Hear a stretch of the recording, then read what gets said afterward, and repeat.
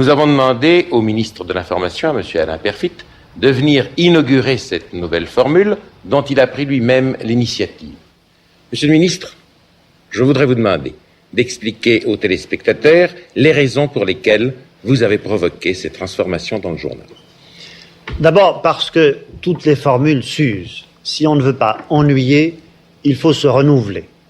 Tenez par exemple, la première fois qu'on a figuré le Conseil des ministres par des voitures venant s'arrêter dans la cour de l'Élysée, c'était nouveau. Mais depuis 10 ans qu'on répète ce festival de portières de voitures ouvertes ou fermées, c'est devenu un peu fastidieux. Pour les journalistes d'aujourd'hui, cette édition du journal télévisé du 20 avril 1963 est le symbole d'une période particulièrement sombre, une sorte de préhistoire de la profession. Mais pour une majorité d'entre eux, heureusement, aujourd'hui, tout a changé. Moi, je suis à la télévision depuis 1972. J'ai vu une certaine forme de censure qui ne disait pas son nom. J'ai vu l'autocensure qui ne disait pas son nom non plus. Et j'ai vu monter petit à petit, avec l'arrivée de François Mitterrand au pouvoir, mais surtout avec la cohabitation, une liberté totale sur laquelle on n'est jamais revenu. Le pouvoir politique était obligé, pour être cru, d'ouvrir. On n'est plus du tout au temps où Alain Peyrefitte avait un téléphone direct avec tous les bureaux de l'ORTF. On n'est plus du tout là. On est bien, on a beaucoup progressé quand même, faut le dire. On a beaucoup progressé. Depuis l'ORTF, la télévision a pris des couleurs. Le nombre de chaînes s'est multiplié. Pour la plupart des journalistes, l'information repose aujourd'hui sur 3 piliers. Indépendance, objectivité et pluralisme. Et ces 3 valeurs seraient les garants du rôle démocratique que jouent les médias dans notre société. Alors, devrions-nous, comme Paul Nizan, être en colère contre les chiens de garde? Ces journalistes, éditorialistes, hommes de médias, qui ont remplacé les philosophes et les écrivains des années 30 et qui, à leur tour, défendraient le pouvoir en place. Non, bien sûr. Aujourd'hui, tout a changé.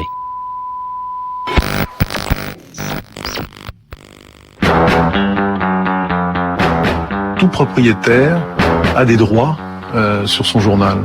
D'une certaine manière, il a, lui, le pouvoir. Vous parlez de mon pouvoir. Enfin, mon pouvoir, excusez-moi, c'est une vaste rigolade. Disons le pouvoir du journaliste. Oui. Disons la responsabilité. Enfin, le pouvoir des journalistes. Il y a des vrais pouvoirs. Les vrais pouvoirs stables, c'est le pouvoir du capital. Bon, ça, c'est le vrai pouvoir.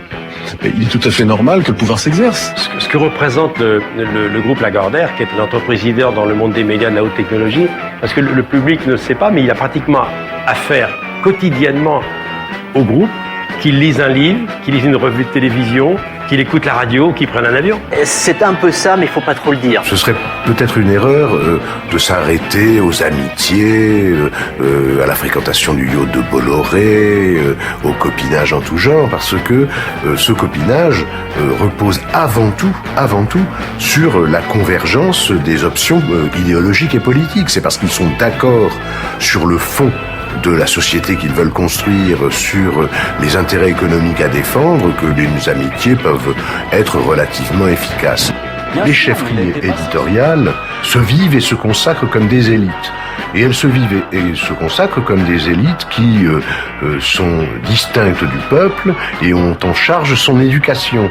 Et l'éducation du peuple, évidemment, c'est l'éducation à la paix sociale, c'est l'éducation au statu quo, c'est ce qui appelle violence, non pas la violence de l'injustice sociale, mais n'importe quel acte de révolte qui se traduise ou non par un bris de vitrine. Ce sont donc ces chefferies éditoriales des gardiens plus ou moins efficaces, plus ou moins convaincants, mais parfaitement visibles de l'ordre social existant. Nous vous sommes reconnaissants, mesdames et messieurs, qui faites vivre la presse politique française, qui forgez en quelque sorte l'opinion de nos compatriotes. Je veux vous dire à tous et à tous un immense merci. Vous participez incontestablement à la vitalité de notre démocratie.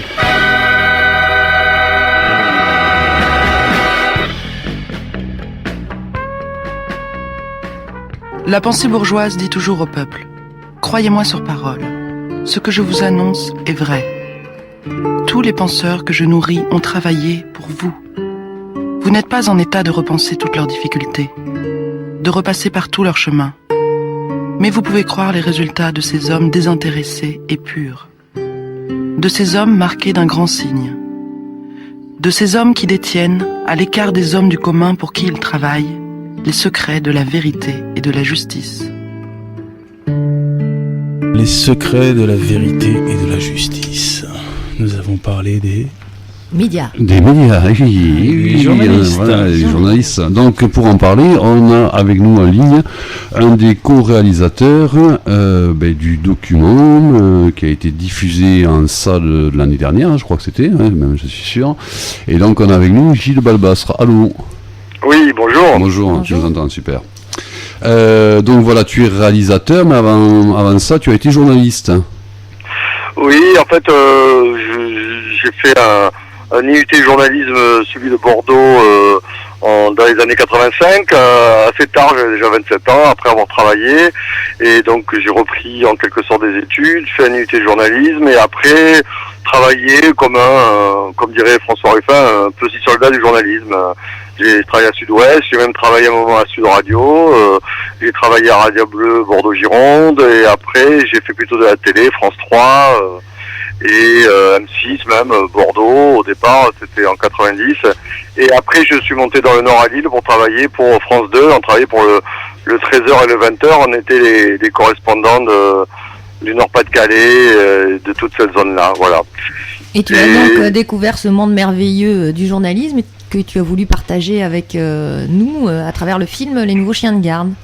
Alors, moi j'ai travaillé, c'est vrai que j'ai travaillé en tant que journaliste, j'ai voulu aussi travailler dans une chaîne nationale par tactique, dans ce sens que je sens bien aussi que du côté de cette profession, si je m'étais contenté de rester peut-être dans un France 3 région, on aurait dit ouais voilà il est gris, c'est pour ça qu'il tape sur les journalistes, voilà, c'est un journaliste aigri. Donc j'ai voulu travailler pour le 20h et 13h de France 2, comme ça, au moins, j'étais sur une chaîne nationale et si je me mettais à râler, c'était pas uniquement parce que j'étais frustré, soi-disant. Et j'avais eu une formation, moi, à l'UT journaliste de Bordeaux, il y avait heureusement un sociologue digne de ce nom, qui était Alain Accardo, qui est un sociologue qui vaut son pesant de cacahuètes, qui du reste maintenant dans le Sud-Ouest, qui prend sa retraite du côté d'Air-sur-la-Lys, et qui nous a quand même vachement amené à nous poser des questions, à réfléchir. Et durant toutes ces années où on exerçait le métier de journaliste, un certain nombre, et quand on n'était pas d'accord bien entendu, c'était quelqu'un qui disait souvent, toujours, écoutez, témoignez Balbastre, écrivez ce que vous vivez, et c'est comme ça qu'on a fait un bouquin qui s'appelait Journaliste au quotidien, qui est sorti en 96-97, et c'est à partir de là que j'ai quitté le métier de journaliste. Moi je voulais plutôt travailler dans la réalisation, faire du documentaire, et je me suis lancé un peu dans cette aventure. Et à côté de ça, c'est vrai que j'ai fait partie, parce que les années 95, c'est la mise en place en France d'un collectif de critique des médias, d'un collectif de critique médias radicale autour de Bourdieu et de Serge Halimi, suite au mouvement de lutte contre la réforme Juppé en 95. Et un certain nombre d'intellectuels, de journalistes, enfin très peu, de syndicalistes, de citoyens, se sont regroupés, et il y a eu des courants comme ça assez larges. Il y a eu Acrimed, Action Critique Média, qui a été créé. Il y avait bien sûr Le Monde Diplomatique, il y avait Pierre Carl, qui a fait son film Pas vu, pas pris. Et après, plus tard, est arrivé François Ruffin, etc. Donc, en France, il y a une mouvance. Bien sûr, il y a eu PLPL pour lire pas l'île de Plan B. Moi, j'étais le directeur de publication avec Rimbert et Halimi. Donc voilà, c'est une critique des médias, un collectif qui existe depuis facilement 15-20 ans maintenant, et qui a du passif. Et ce film, Les Nouveaux Chiens de Garde, c'est aussi le résultat de tout ce travail collectif de critique des médias. Ouais, parce qu'on revient en fait au thème du livre de Serge Halimi, cette espèce d'éditocratie qui s'invite mutuellement et qui crée, avec quand même une mise à jour. On est beaucoup sur la télé. On commence surtout avec l'ORTF, avec ce ministre dont le nom m'échappe, je ne retrouve pas mes fiches comme on dit à la télé. Alain Perfit. Ce cher Perfit qui vient donner les directives donc du journal télévisé tel qu'il va être, et on a l'impression qu'en fait il donne les directives, il passe la main aux journalistes pour être ce qu'ils sont aujourd'hui, quoi. Tout le long du film, on a l'impression que l'ORTF, le rêve de Perfit s'est réalisé à travers la multiplication des chaînes et la télé libre. Ben c'est en fait c'est ça qui est intéressant, c'est qu'on a repris cette archive de Perfit qui vient présenter en 67 la nouvelle formule du JT devant Léon Zitrone, et il vient carrément, c'est lui qui présente à l'antenne. Et bien sûr, les journalistes de maintenant, pour eux, c'est comme dirait Anne Sinclair et Christine O'Krent dans une émission quelques années plus tard avec la fameuse Laura Adler, qui regarde tout ça, ils regardent cette séquence en disant mais c'est antique ou soviétique, c'est-à-dire bien sûr maintenant on n'est plus comme ça, c'est la liberté. Et tout le film consiste effectivement à démontrer que non seulement ça n'a pas beaucoup changé, mais ça s'est même amplifié.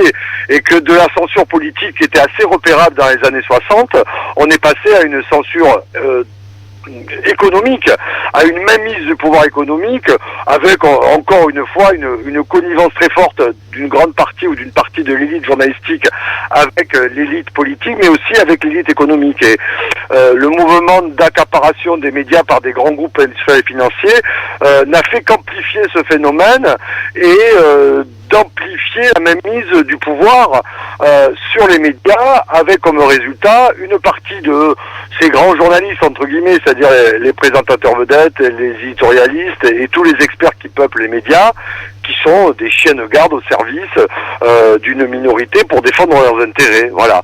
Et ces chiens de garde défendent les intérêts des puissants, de ceux qui nous gouvernent, de ceux qui nous dominent, politiques et grands patrons et patronat et capitalistes en tête, et à côté de ça, ils mordent tous ceux qui auraient des velléités de s'opposer à ça.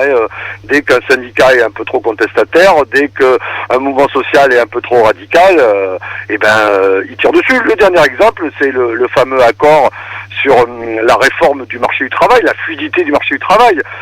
Faut voir le cœur des éditorialistes depuis 10 jours, comment ils hurlaient sur l'archaïsme de notre code du travail, sur le fait qu'on était beaucoup trop protégés, que c'était n'importe quoi, et sur le fait qu'il y avait deux syndicats qui étaient vraiment des brontosaures, la CGT et FO. Alors, il y en avait un des deux qui est effectivement un brontosaure, c'est FO.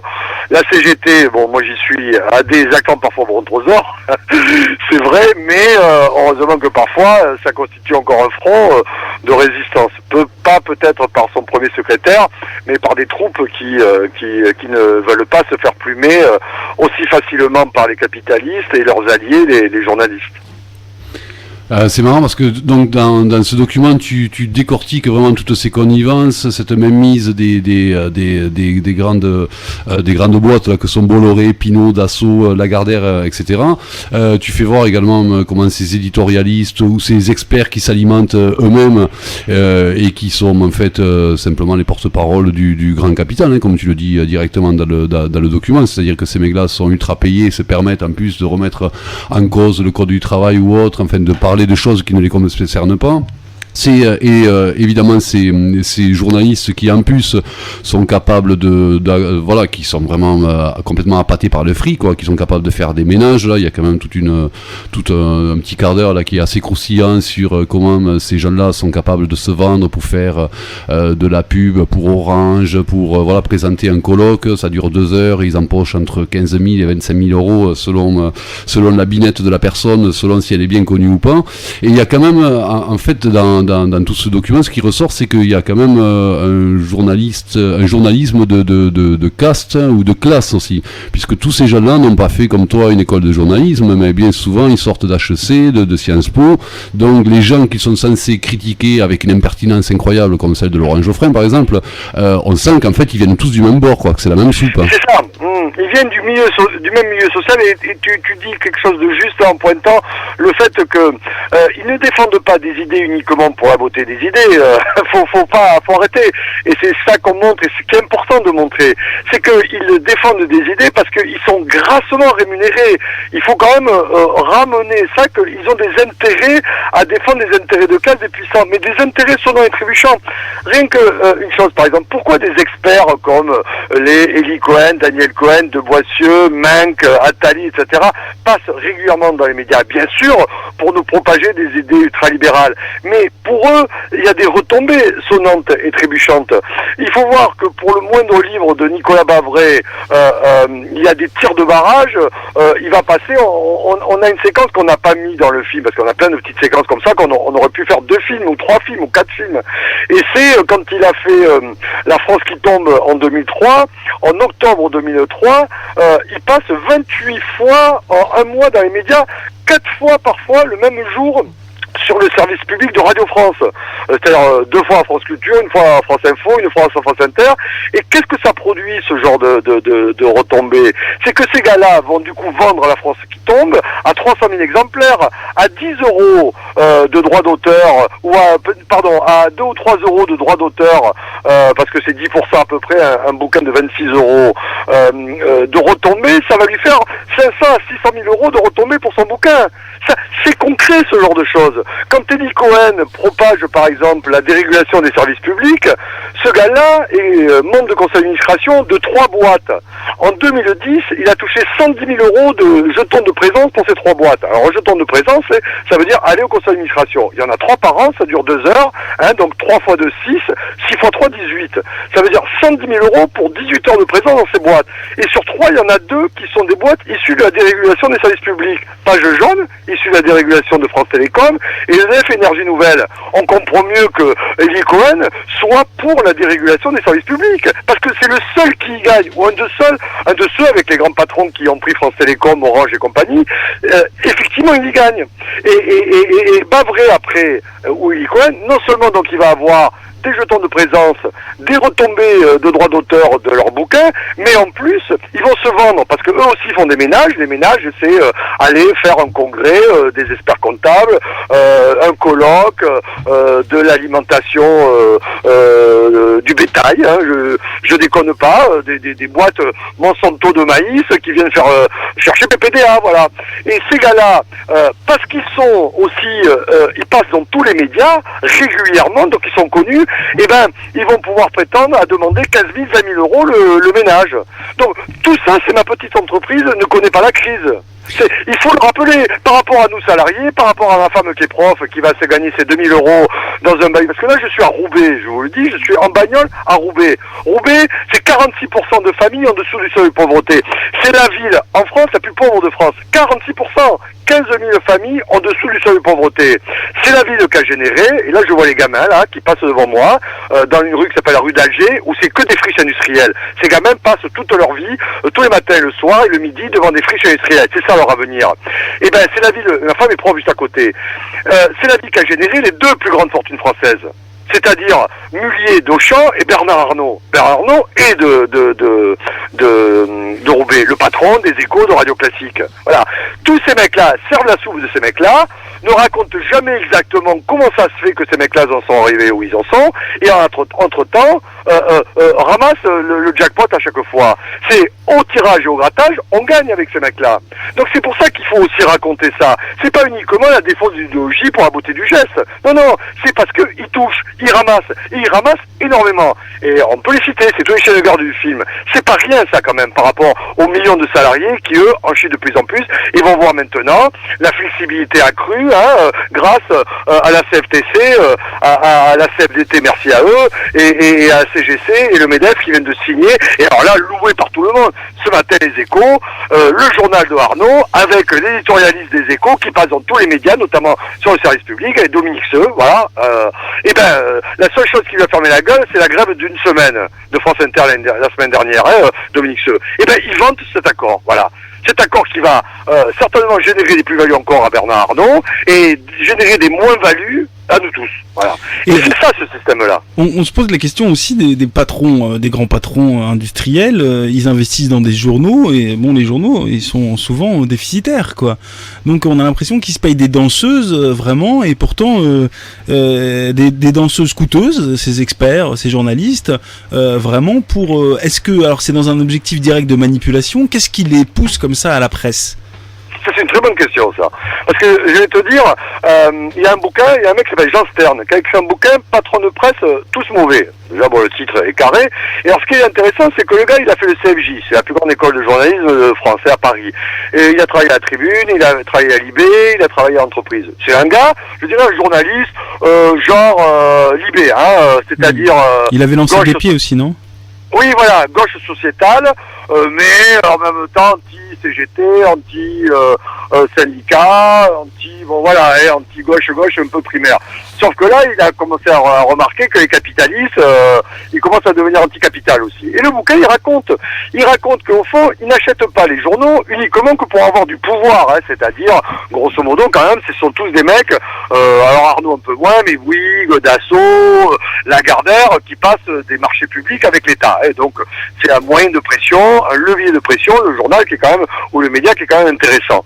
Mais pas que ça, il démontre dans son bouquin que grâce à l'organisation maintenant capitalistique des entreprises, les cascades de holding, ils ont intérêt que les médias perdent du pognon, que les Échos par exemple perdent du pognon, parce que ils vont pouvoir, grâce aux cascades de holding, défiscaliser des bénéfices de LVMH par exemple, ou de Vuitton ou de Dior.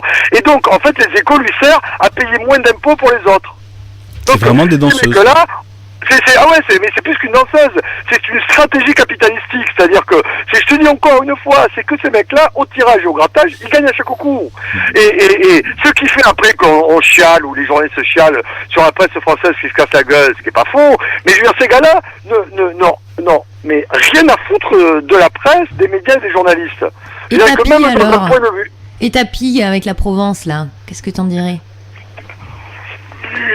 J'ai pas suivi plus que ça parce que je veux dire, je suis pas toujours toute l'actualité comme ça des médias. Enfin, je vais te dire, d'abord la Provence avec Nice Matin et Var Matin, c'était des journaux qui te tombaient des mains. Je veux dire, bon, tout le côté, on était indépendant avant Tapi. Tu parles, Charles. Tu commençais avec la Provence le matin, si tu veux, ça dégueulait du fait divers. La Provence, c'est un journal. Même les poissonniers du port, ils n'osent plus mettre les poissons dedans tellement qu'il y a de l'encre qui dégouline. Faut voir la merde, comme la grande majorité de la PQ en France. La presse quotidienne régionale, elle pue. Je veux dire, c'est du fait divers, La Dépêche a eu une période très forte, un tout petit peu moins là, mais c'est pas triste. Mais c'est moins que la Provence quand même, la Dépêche. Sud-Ouest, c'est un peu moins que la Provence. C'est dire, oui, mais la Provence c'est Var Matin et Nice Matin et Corse Matin, ça dégouline, c'est idéologiquement de l'info pour le Front National, c'est ouf, fais-moi peur. Donc déjà, que ce genre de médias, que ce soit pris le débat si c'est Tapi ou un autre, ou si c'est Rossel, le groupe belge qui détient du reste Savoie du Nord à Corée-Picard, bon, faut pas exagérer non plus, moi je vais pas rentrer dans si c'est mieux la peste ou le choléra. Les deux sont des... Alors, Rossel est plus un groupe de presse, donc qui va peut-être avoir plus un genre de vue médiatique et journalistique, peut-être, mais bon, c'est quand même le service du capital, le fait divers pour faire diversion à écran de fumée, etc., etc. Faut pas quand même exagérer dans ce débat-là. Le débat d'une presse libre, d'abord, ça serait un service public digne de ce nom, indépendant, et deux, comme vous voulez les résistants en 44, c'était une presse, un seul propriétaire, un seul titre, et même ils avaient imaginé une presse totalement sortie de la marchandisation. Totalement sortie de la marchandisation. Avec une presse, parce que c'est un bien public. C'est un service public, l'information, au même titre que l'éducation et la santé. Donc à l'époque, ils avaient imaginé des coopératives, des associations, des structures économiques à but non lucratif. Comme il aurait dû avoir, par exemple, sur les radios libres, en 80, c'est pas à vous que je vais dire ça. Donc voilà, on ne joue pas et on fait pas du fric, on spécule pas avec l'information. C'est un bien trop important. Donc, le débat Tapi au Rossel, pour moi, c'est blanc bonnet ou bonnet blanc. Et il y a de l'argumentation derrière pour le montrer et le prouver. Et après, on parle. Alors, t'as parlé un peu là des processus des experts. Alors, c'est vraiment le rêve de Perfit, une information un peu chorale, comme ça, où le journaliste est décentré, où plusieurs experts viennent dire la même chose avec des mots différents et en étant d'accord. Et il y a un autre truc qui se passe, c'est l'exemple étranger. Alors, tu insistes là-dessus. Alors moi, ça m'a beaucoup plu l'exemple de l'étranger, du pays qui va bien, parce que il y a quelques temps, c'était l'Angleterre, on l'a oublié pour l'Allemagne, mais en plus on l'oublie et puis on n'y revient plus, quoi. Même s'ils se sont trompés, machin, on n'y revient plus. l'heure. Ce truc de l'exemple étranger où d'un coup le parti de la réaction, le parti du capital nous pique le progressisme. En fait, en gros, nous on est tu l'as dit tout à l'heure, la CGT c'est les diplodocus qui veulent pas bouger, c'est des gens ils veulent jamais bouger et puis voilà, il faut réformer la France, etc. Est-ce que tu peux parler un peu plus de ce mécanisme de l'exemple étranger qui vient Mais bien sûr, enfin là, nous on prend l'exemple de l'Angleterre, qui a été de la Grande-Bretagne, qui a été le roi, l'exemple, mais l'exemple que les journalistes mettaient en avant, parce que là, au moins, ils faisaient des réformes, ils étaient libéraux et ça marchait bien, etc. Il n'y avait pas de chômage et tout. Bien sûr, les mecs, ils gagnaient rien, ils se retrouvaient à faire 3 boulots dans la journée. C'est comme en Allemagne. Effectivement, il y a 6 ou 7% de chômage, mais le seuil de pauvreté est passé de 12 à 17%. Il y a plus de 9 millions d'Allemands qui sont dessous du seuil de pauvreté. Les mecs qui peuvent travailler pour €1 l'heure. Donc effectivement, avec le Hartz IV, la fameuse réforme du marché du travail, du chômage que Schröder a fait en 2005, ça a généré une paupérisation mais phénoménale d'une partie des Allemandes, des classes sociales les moins privilégiées et les plus fragiles. Donc voilà. Et ça a été l'Irlande à un moment donné, rappelez-vous, l'Irlande c'était formidable, ça a été l'Espagne, rappelez-vous aussi, c'était l'Espagne. Mais toute la crise, le film a commencé en 2007 en fait, et après on a mis un peu de temps parce qu'il y a eu la crise 2008 et il a fallu que on intègre cette crise. Parce qu'au fond la crise, elle était la meilleure preuve que tout ce qu'ils avaient vanté pendant 20 ans de dérégulation a mené droit dans le mur, et plus que droit dans le mur, était un véritable massacre.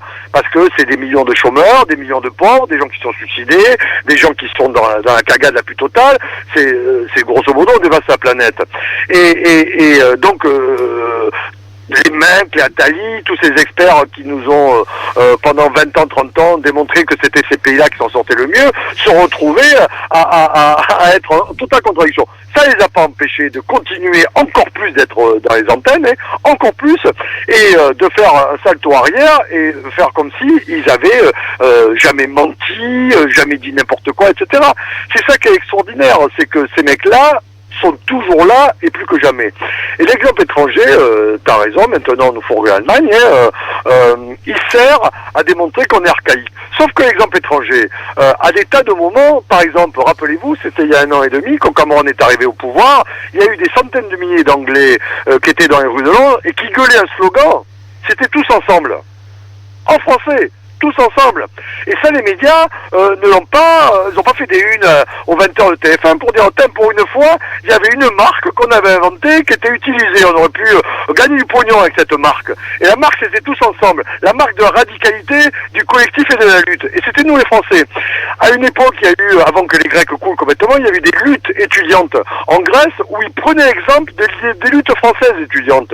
Et ça, ils ne le racontent pas. Les Échos, le Figaro, même le Libé, le Monde, qui est tenu par Xavier Niel, le patron de Free, 11e fortune française. Il n'y en a pas un seul, Libé c'est Rothschild. Et ça, ils n'en font pas les unes avec ça. Et effectivement, au niveau de lutte sociale, la France peut a servi d'exemple étranger à des luttes sociales dans certains pays. Rappelez-vous le non au traité européen, ça a influencé les Néerlandais qui ont voté aussi non au traité européen. Et ça, ils le mettent pas en avant. Mais ce qui est étonnant, c'est cette possibilité de se tromper, de dire des conneries, voire de mentir, qu'ont les experts et les journalistes en général, en continu, tout est enregistré, des millions de gens les regardent, et finalement ils recommencent à chaque fois, quoi. À chaque fois, l'Angleterre, ils nous l'ont, mais c'est du mensonge, je dirais, puis on l'a en continu, des mensonges, des tromperies, on voit sur la crise et on voit dès que c'est enregistré, et pourtant, ça continue comme ça, c'est quand même assez délirant que ça arrive à fonctionner encore. Mais c'est une machine, où la temporalité est freinée, qu'ont mis en place les médias, avec des BFM, avec des France Info, avec des LCI, avec des iTélé, et même maintenant Internet, parce que les pages Internet des journaux comme Le Monde ou Libé ou Figaro sont réactivées aussi vite quasiment que France Info ou que BFM ou LCI. C'est cette temporalité effrénée qui fait que survoler bien entendu l'information, traiter de l'information spectaculaire pour nous la foutre à la gueule, éviter de faire des enquêtes, de faire un travail de fond. C'est ce que dit Jean Stern dans son bouquin Patron de presse tous mauvais. C'est que le gars il constate que la France est dans un état de médias mais catastrophique. Et c'est quand même un journaliste qui était plutôt dans le système qui se met à dénoncer. Je veux dire, parfois il va même plus loin que nous. Et c'est ça qui est impressionnant, c'est qu'on s'habitue à un paysage de fond, à une toile de fond médiatique qui est une véritable catastrophe. Mais catastrophe, comme tu dis, des mensonges permanent, des mecs qui s'engraissent les poches devant nous, et effectivement, on peut se poser la question, mais par quel miracle ça tient? Ben, le miracle qui tient, c'est que cette temporalité effrénée efface aussi vite ce qu'ils ont dit, nous fait nous intéresser comme des consommateurs vils autour de la machine à café. Ma femme me raconte, on salle de prof, avec l'iPhone, c'est, la France a tapé sur une liste, c'est la nouvelle, tu vois, et la nouvelle, elle chasse une autre. Et ils nous ont appris à être des consommateurs effrénés d'informations, à en chasser une autre une fois qu'on l'a consommée, à faire de l'information Kleenex, et de faire le même mode de consommation de l'information que les portables, les ordinateurs, les fringues, c'est-à-dire on renouvelle. Une information à 2, 3 jours, 4 jours maximum de durée de vie, une semaine, et pap, après, elle en chasse une autre, etc. Et on n'est pas que coupable, voilà. Faut éviter de dire, mais qu'est-ce qu'on est con, franchement, on se fait baiser la gueule. Le système, la machine, le rouleau compresseur est extraordinaire. Et ça, c'est pas pour nous déculpabiliser de nos combats, parce qu'on se bat. Et il y en a plein, et même, moi, je dis encore une fois, des copains de la CGT, de la CNT, de Sud, au Front de Gauche, chez Zanar, chez LO, etc. Il y en a des gens quand même qui tentent, mais les autres en face, c'est impressionnant. Voilà, c'est ce rouleau compresseur qui fait que pour nous, la lutte contre les médias est une lutte importante, primordiale, parce que c'est un des piliers du système. C'est le pilier de la propagande. Et ça veut dire qu'effectivement, il faut taper très fort. Voilà. Là où on voit que c'est de la bonne propagande, c'est quand vous vous intéressez, enfin quand le document s'intéresse donc à l'insécurité avec une plongée vers les enfants de la cité, enfin tout ce genre de choses. Donc la cité déjà terrain expérimental policier, et également un jardin d'enfants des médias où en fait ils retrouvent tout ce qu'ils aiment, la drogue, la délinquance, la violence. C'est vraiment une espèce de jardin sans fin où ils y pénètrent très peu, et en fait ils sont toujours en train de l'observer, mais sous l'œil de la police, quoi. Il y a toujours ça, là non plus ça n'avance absolument pas, quoi.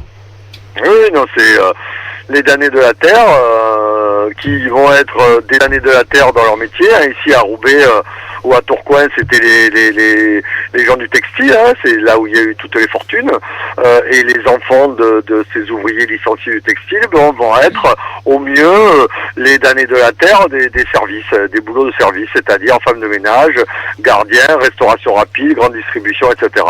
Et c'est des damnés de la terre, ce sont des prolétaires, des exploités, c'est toujours les mêmes termes. Et effectivement, tout est fait par contre par les autres pour euphémiser, créer une novlande, ne pas dire exactement ça. C'est extraordinaire, j'écoutais un peu France Culture ce week-end sur Marseille, capitale de la culture, européenne de la culture. C'est impressionnant comme il parlait de Marseille là, après en avoir parlé comme un lieu où on se tue, où il n'y a que des petits délinquants, des caïds qui se flinguent pour de la drogue. Là, ils en parlaient avec la richesse de la culture populaire, voilà. Alors c'est un coup, on leur tape dessus, et là, mais tout était faux, aussi bien effectivement ce regard des classes populaires comme uniquement des délinquants, et après avec la arme à l'œil, presque avec du pagnol, voilà. C'est faux, c'est pas ça. Ces histoires-là, si Marseille dérape, ou si Toulouse, ou si Lille dérape, c'est parce que la montée de la violence de l'exploitation capitaliste a grimpé d'un cran encore. Et impose, et l'accord qui a été signé là vendredi soir va accentuer la précarité, la peur, la difficulté, les horizons bouchés, l'exploitation violente, mais vraiment violente, de millions de gens, voilà. Et ce sont des termes qui reviennent comme il y a un siècle et demi. Ça ne change pas, sauf que nous, on nous traite d'archaïque, d'emprunter des langages qui sont soit libertaires, mais libertaires vrais, pas libertaires à la Cobenite, ou marxistes, etc. Voilà. C'est leur but, c'est de nous discréditer. Mais je vais vous dire, moi, là j'ai écrit un article pour le Monde Diplo sur la presse, les éditorialistes qui sont encore plus que jamais à la une, là, qui squattent tous les médias, notamment le service public, les gars des Échos, la presse, des grands propriétaires, et qui amènent la voix, parce que Hollande n'y fait rien, mais ils prétendent presque que Hollande c'est marxiste. Voilà. C'est que la moindre vérité, la peur, quand on écoute par exemple les Échos, le Figaro, et les gars des Échos et du Figaro sur France 5, parce qu'ils ont des émissions sur France 5 avec Calvi, il invite que des gens des Échos, du Figaro ou de Lagardère, d'Europe 1, etc. Quand on les écoute sur France Inter, sur France Culture, parce qu'ils y sont sur France 24, sur LCP, sur Public Sénat, tous les gars, il y a 10 mecs des Échos qui sont constamment dans les médias des services publics. Quand on les écoute, effectivement, par exemple sur Depardieu, je sais pas, moi j'avais pas écouté bien, on pourrait penser que le b.a.-ba, c'est de dire, putain, mais ce mec-là qui se casse, c'est un gros con qui revient plus jamais, on va lui foutre sa nationalité en l'air, c'est un salaud. Mais pas du tout. Pas du tout. Ces gars-là, c'est les sosies sont des marxistes et qui font que le pauvre Depardieu, le pauvre Arnaud se barre là-bas. Je veux dire que ils sont en état de guerre contre nous. Et je pense que ça, par contre, la lecture des médias montre que il va falloir peut-être avoir une radicalité à la hauteur de leur radicalité à eux. Parce qu'ils sont très radicaux. Moi, j'ai un copain qui est secrétaire du CGT d'une petite boîte à côté de Bazas. Moi, je suis de Bordeaux d'origine, c'est à côté de Bordeaux. Boîte qui fabriquait des portes en bois, hein, donc qui était une boîte de menuiserie, et qui a été repris par un fonds de pension américain, avec des patrons ex-Danone, des nouveaux directeurs, et c'est l'horreur. Alors là, c'est œil pour œil, dent pour dent. Il n'y avait pas de syndicat, ils ont mis la CGT, elle est à 80% à l'intérieur maintenant. Il y a à peu près 150 mecs sur 200 qui sont foutus à la CGT, et c'est lutte de classe. Et le patron dit, mais Philippe Petit, c'est le copain, il s'appelle comme ça. Mais c'est fini, il y a eu des classes. Et lui, il dit, attendez, c'est pas nous quand on commençait, c'est vous. Voilà. Et il va falloir qu'on se mette ça à la tête, c'est pas nous qui commençons, et si même il faut qu'on se radicalise, et qu'on soit de plus en plus radicaux, voire même un peu violents, c'est pas nous qui commençons. Et là, les médias démontrent, comme tu disais tout à l'heure, mais comment ça fait que c'est possible encore? Comment ça se fait qu'ils puissent mentir, pérorer comme ça, constamment, alors que c'est des voleurs, des bandits, des menteurs? Eh bien oui. Eh bien, ça veut dire que c'est œil contre œil, dent contre dent au bout d'un moment. Mais d'ailleurs, moi je pense que et c'est pas forcément un appel à du gauchisme ultra, c'est du bon sens, je dirais, de défense de nos intérêts contre eux qui n'ont plus peur de rien, mais à ce point.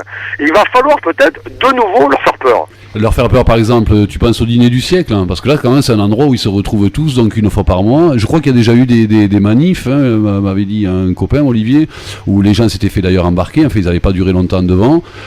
C'est quand même un endroit où ils paradent, hein, où on les voit tous, quoi. Enfin, le siècle, c'est un club, hein, select, coopté, fermé, hein, où tous les derniers mercredis du mois, c'est place de la Concorde, à côté du Crillon, à l'Automobile Club de France, se réunit quelques centaines, ils sont à peu près 700 à 800, mais enfin, c'est pas tous les mercredis qui sont 700 à 800, ils se réunissent, et c'est l'élite politique, bien entendu, l'élite des affaires, hein, des grands patrons, des banquiers, de hauts fonctionnaires, et bien sûr l'élite médiatique. Et quelques syndicalistes, notamment Nicole Notat, qui est devenue la secrétaire du siècle. Quand vous tapez le siècle sur Internet, vous avez la page du siècle et vous avez l'édito de Nicole Notat, juste à côté, voilà. Et effectivement, c'est des élites, mais voilà, où on apprend à savoir d'une façon comme ça, policée, autour d'un bon petit repas, ce que les élites économiques demandent, veulent, exigent pour continuer à augmenter leur profit, leur pouvoir. Des gens comme Arnaud, je veux dire, le gars, il est 4e fortune du monde et il n'en a toujours pas assez. Et il y a quand même des moments où cette mainmise des médias sur l'opinion, il y a des moments où ça grippe. Il y a eu le non à la Constitution, c'est un des exemples. Il y a eu aussi le moment du H1N1, de la grippe, machin. Il n'y a pas tant de monde qui allait se faire vacciner malgré la campagne complètement incroyable qu'il y a eu. Qu'est-ce qui se passe qu'à un moment ça fonctionne pas? C'est-à-dire qu'on a l'impression qu'il y a des moments où ils sont capables de nous faire tout avaler, et puis il y a des moments où clac, ça grippe, quoi. Alors, oui, il y a l'exemple du TCE aussi, où c'était conseiller européen en 2005, hein, où ils étaient tous pour le oui et on a voté non majoritairement. Alors, oui, c'est vrai. Alors, faut faire attention, mais parce que il y a quand même un grand espoir sur l'être humain, hein. Moi, je veux dire, je suis quelqu'un d'assez optimiste en termes de bataille et de lutte, hein. Je me dis toujours que en janvier 1789, les mecs ne devaient pas imaginer qu'ils allaient faire tomber un phénomène qui s'appelait la monarchie, hein, qui était directement issu de Dieu, hein. Je veux dire, et les mecs l'ont fait tomber, donc il y en a déjà content.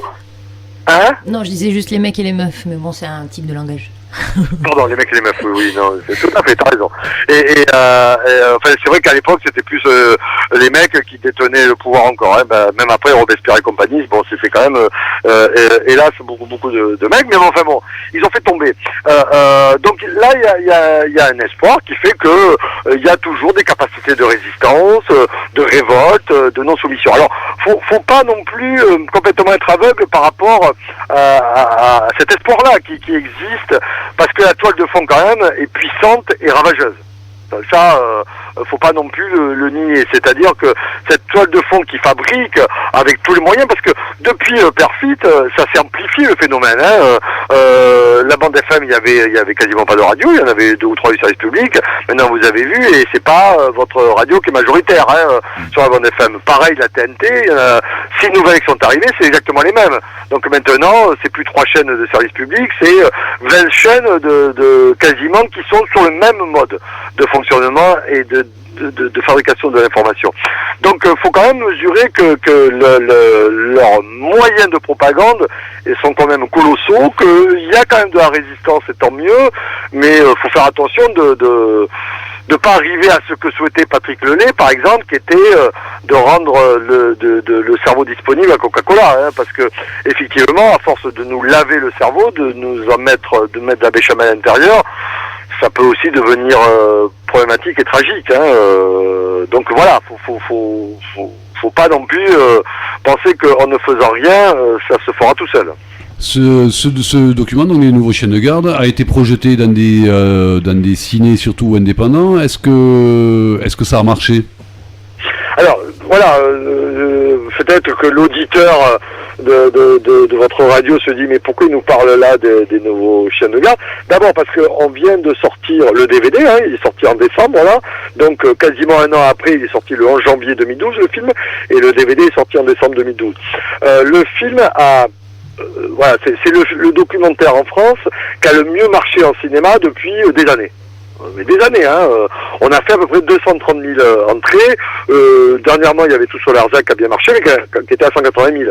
Donc, on a marché énormément. Si on a marché énormément, c'est pas uniquement parce que le film peut être très bon, etc. C'est parce qu'on a fait un vrai travail de réseau. Vous voyez, on a créé un maillage de réseau en France. On a fait dès octobre, novembre, décembre 2011 une série de projections en France dans une quinzaine de grandes villes, dont Toulouse, avec le cinéma qui allait être partenaire, qui allait le projeter dès le 11 janvier. Donc à Toulouse, c'est l'Utopia de Toulouse qui l'a projeté, et on a fait dans ces grandes villes, on avait des copains qui venaient, qui allaient chercher des têtes de réseau, comme on appelait, hein, pour venir un samedi matin, pour faire venir un samedi matin ces gars-là, gratuitement, projeter le film en amont, hein, en avant-première, et de dire, voilà, si vous êtes d'accord avec ce film, si vous pensez que c'est important, eh ben vous allez le soutenir. On faisait des projections de presse en journaliste, grosso modo, hein, en considérant que les journalistes nous détestaient, et c'est peut-être pas la base, pas toute la base. Une partie de la base n'a pas trouvé nul le film. Mais en tout cas que les autres, ils allaient se fermer leur gueule. Donc voilà, on faisait venir des syndicalistes, CGT, Sud, SNES, syndicat magistrature. C'est à Toulouse, par exemple, qu'à la fin de la projection, un samedi matin, je crois que c'était au mois de décembre, hein, une magistrate s'est levée et a dit voilà, on nous a volé l'espace public, voilà, l'espace public du débat. Et ce sont tous ces bouffons-là qui nous empêchent de parler. Nous, un tas de gens qui rentrons dans la société, sont allés dans la société pas pour se faire du pognon, mais pour essayer des profs, elle, magistrat du syndicat magistrature, des gens de la culture, des gens de là, pour créer du sens, du lien, pour que cette société soit moins mauvaise, voilà. Et nous, on nous donne pas la parole, on nous met de côté, on nous ignore, on nous matraque, on nous casse, et à la place, on ces bouffons-là qui parlent. Et elle a dit, il est grand temps de les mettre par terre, de leur filer une paire de bas pour faire tomber à terre. C'était une magistrate qui disait ça, voilà. Et c'est vrai que ce film-là, du coup, il y avait des radios comme les vôtres, il y avait des partis politiques, il y avait des associations, à Toulouse, il y a eu Act Up, par exemple, qui est venu aussi, hein, des tas de collectifs qui en ont ras-le-bol. Hein. Et ces collectifs-là, par le bouche à oreille, ont fait un énorme travail. Et ça fait qu'il y a eu 230 000 entrées, Utopia, chez vous, a cartonné, Bordeaux aussi, mais il n'y a eu pas que les indépendants, c'est ça qui est rigolo. Bien sûr, les grosses sociétés comme Gaumont, UGC et même MK2 ont refusé. Mais après, il y a eu même les petits... la France est pas mal maillée en cinéma. Hein, et il y a même les petits cinémas de petites villes de province, même commerciaux, avec des petits patrons, des petits propriétaires, qui, comme le film marchait, le projetaient. Parce qu'il y avait des groupes qui venaient, qui disaient c'est bien ce film-là, vous voulez pas le projeter? Les mecs regardaient les chiffres, ils disaient putain c'est bien. Mais on vous anime un débat, le gars était content.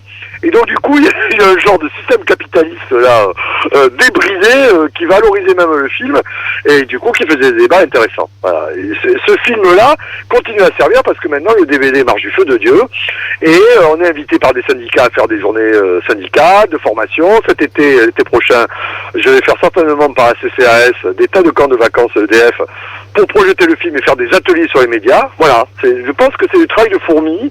Hein, je vous dis pas que c'est la révolution, mais c'est du travail de fourmi pour conscientiser, alerter de plus en plus des citoyens sur le danger de ce qui est en train de se passer et de l'organisation de ces médias-là.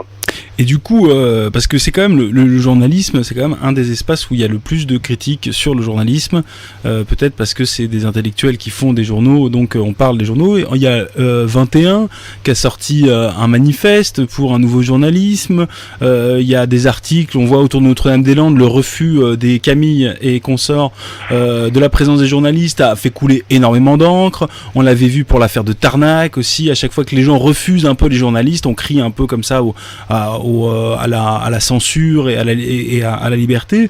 Donc c'est un peu compliqué de se dire bon, qu'est-ce qu'on peut faire? On dit bon, il faut être radical, il faut les attaquer, mais qu'est-ce qu'on peut faire? On a l'impression que des fois on est un peu noyé dans la critique. Alors, t'as raison, et en même temps, nous, un de nos travails aussi, un travail, c'est de nouveau de conscientiser, si tu veux, les organisations qui seraient proches des nôtres, que l'attitude qu'ils ont avec les médias, c'est-à-dire de répondre très rapidement, d'être sifflé, d'y arriver, hein, moi je parle de mon syndicat, CGT par exemple, et quelque chose en remettre en cause. Dieu sait que j'étais pas ni à CGT ni au Parti communiste, je suis pas au Parti communiste quand j'avais 20 ans, quand j'étais à Bordeaux, j'étais plutôt à la Fédération anarchiste. Des gars comme Crasu, des gars comme Marché ou des gars comme Segui, ils savaient que quand ils allaient dans un média, c'était un ennemi de classe. Voilà. Grosso modo, c'était des ennemis de classe.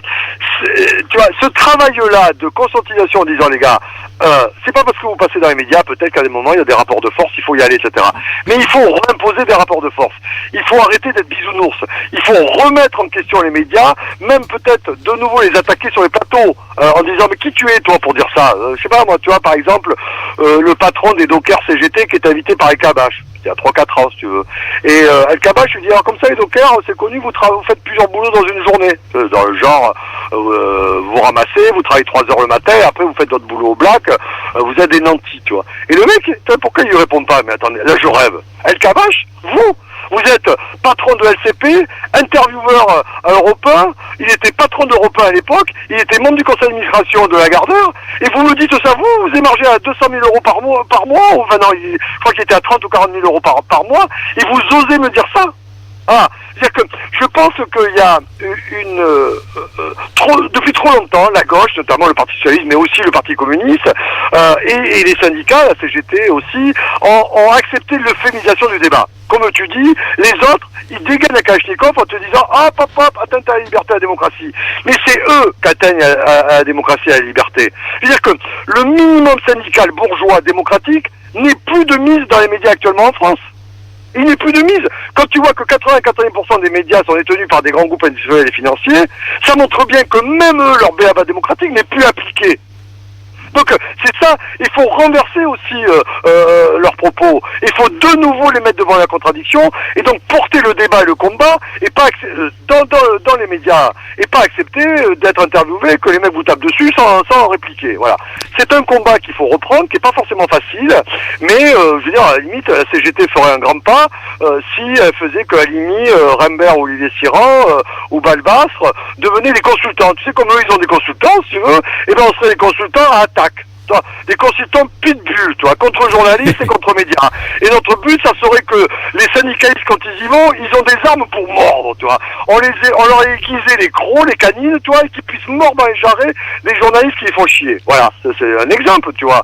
Et ben, ça serait peut-être un peu plus rigolo et un peu plus amusant. Il y a Libération qui écrivait au moment où Serge Halimi a sorti son bouquin Le Nouveau Chien de Garde, le dogmatisme marxiste, donc il parlait de Serge Halimi bien sûr, ne mène à rien.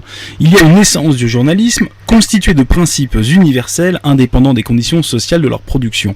Et ben ça, on a l'impression de le vivre aussi à chaque fois qu'on rencontre des journalistes sur le terrain. C'est-à-dire que au-delà des journalistes, et à chaque fois qu'on dit à un journaliste non, tu prends pas d'image, à qui tu veux t'adresser, qu'est-ce que tu vas faire, mais là tu bosses dans un journal qui lui à chaque fois, etc.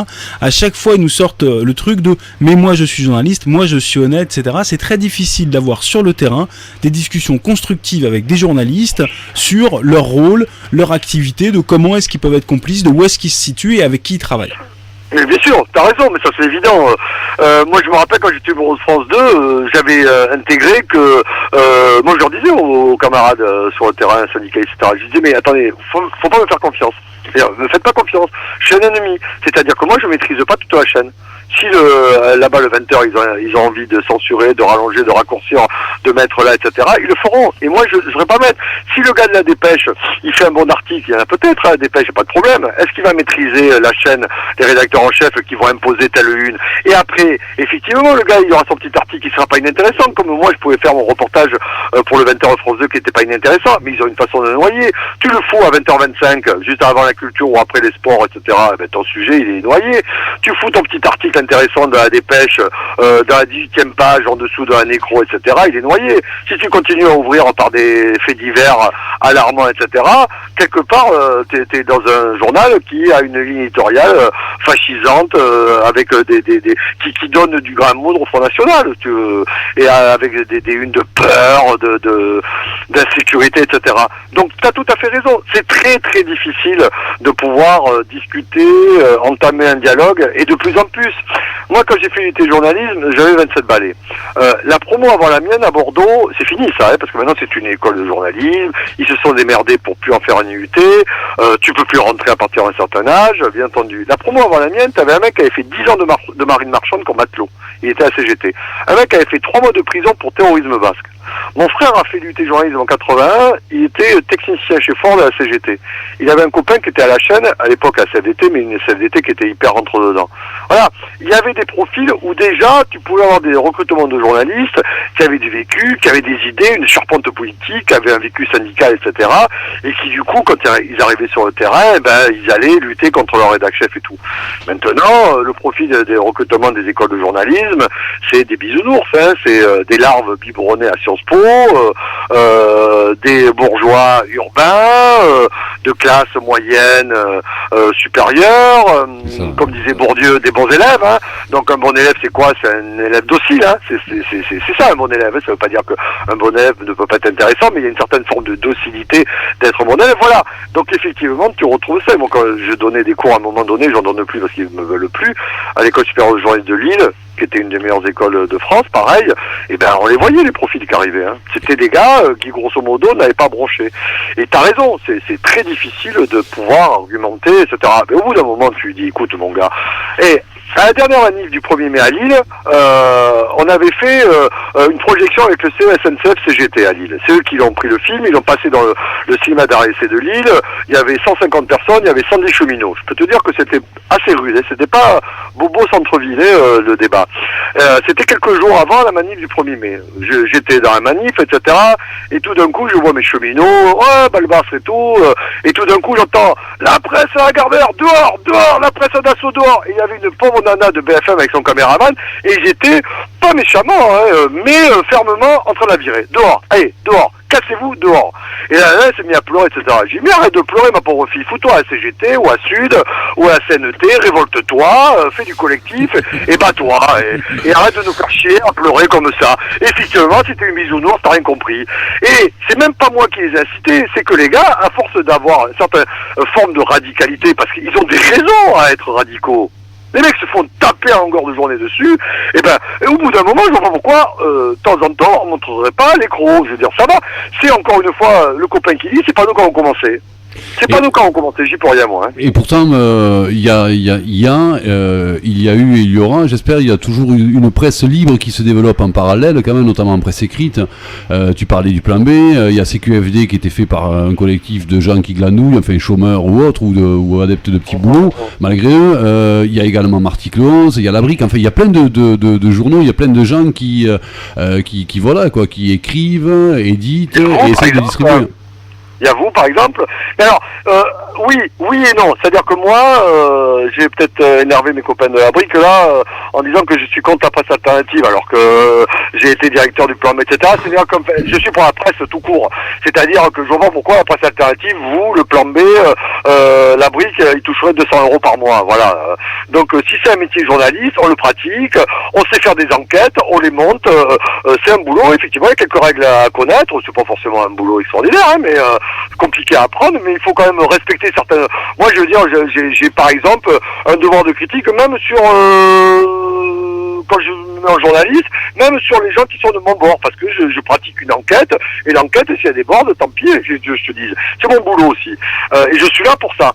Et donc, voilà, moi je suis pour une presse qui aurait des possibilités, justement, d'aller de votre radio à CQFD, limite au Figaro, je m'en branle, mais que les mecs travaillent, puissent toucher du pognon, puissent gagner leur vie avec leur boulot, etc. Voilà. Donc c'est ça un peu le débat, c'est que faut faire attention à la presse alternative, c'est qu'à force des alternatives, elle va étouffer économiquement. Les Sirens sont à 600-700 € par mois, les Brigots sont à 600 € par mois, c'est les copains journalistes, les Pierre Souchon qui sont tous alternatifs vivantes, Ruffin va pas bien, Pierre Carl est au RSA, et moi je vous l'annonce, j'ai fini mes acédiques ce mois-ci, et j'ai pas de salaire ce mois-ci, voilà.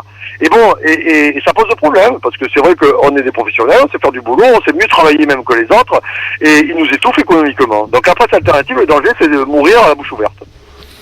Ok, ben en tout cas, avant que tu ailles donc pointer, même si t'en as fini, enfin bon voilà, mais en tout cas, merci, l'heure malheureusement est passée presque plus vite que prévu, quoi, hein, mais c'est bien, on te pose 3 questions, mais tu pars sur un quart d'heure. Non, c'était bien de t'avoir en direct sur les ondes de Canal Sud.